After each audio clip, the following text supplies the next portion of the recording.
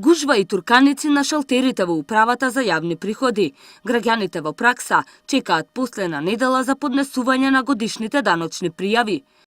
Обврска е на сите граѓани кои во 2016 година оствариле некакви дополнителни приходи кои не се плата или пензија во управата за јавни приходи до 15 март да поднесат годишна даночна пријава за утврдување на персонален данок на доход.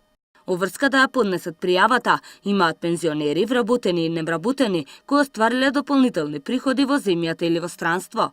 Сите физички лица, резиденти на Република Македонија, кои оствариле приходи во текот на 2016 година, а се оданочиви согласно Законот за персонален данок од доход, имаат обврска да поднесат годишна даночна пријава најдоцна до 15 март 2017 година. Резиденти на Република Македонија се оние физички лица кои што имаат живеалиште на територијата на Република Македонија или пак имаат престојувалиште на територијата на Република Македонија повеќе од 183 дена во 12-месечен период.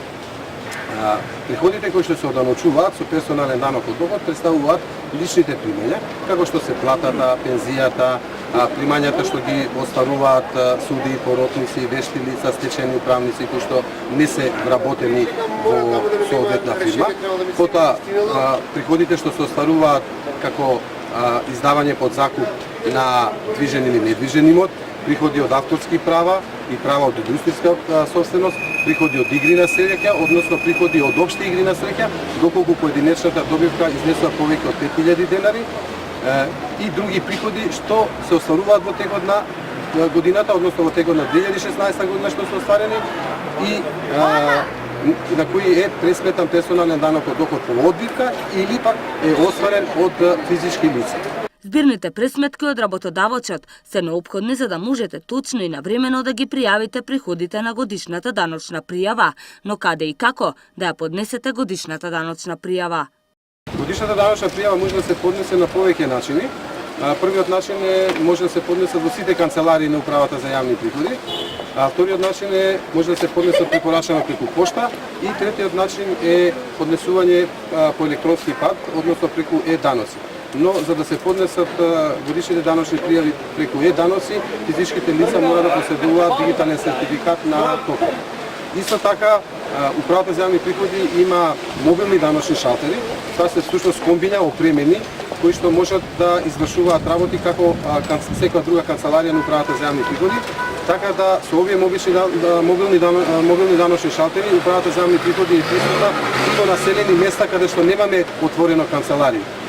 Распоредот на движење на мобилните даночни шалтери е истакнат на веб страната на управата за јавни приходи и граѓаните можат да се информираат во кои денови, на која локација ќе бидат присутни мобилните даночни шалтери и во мобилните даночни шалтери може да ги поднесат годишните даночни пријави. Доколку не се поднесе даночна пријава до 15 март или пак во годишната даночна пријава нецелосно се пријават приходи, се изрекува глоба за сторен прекршок.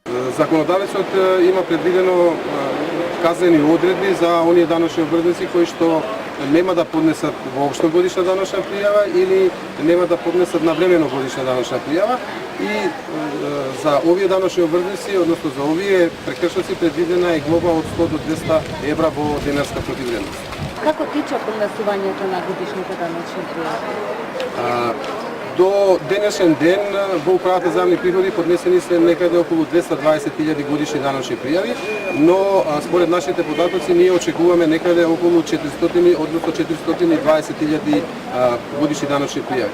Тоа значи дека до денешен ден всушност се поднесени околу 50% годишни даночни пријави, така да апелираме до граѓаните секој час што поскоро да дојдат во канцелариите на управата за јавни приходи и да ги поднесат годишните даночни пријави.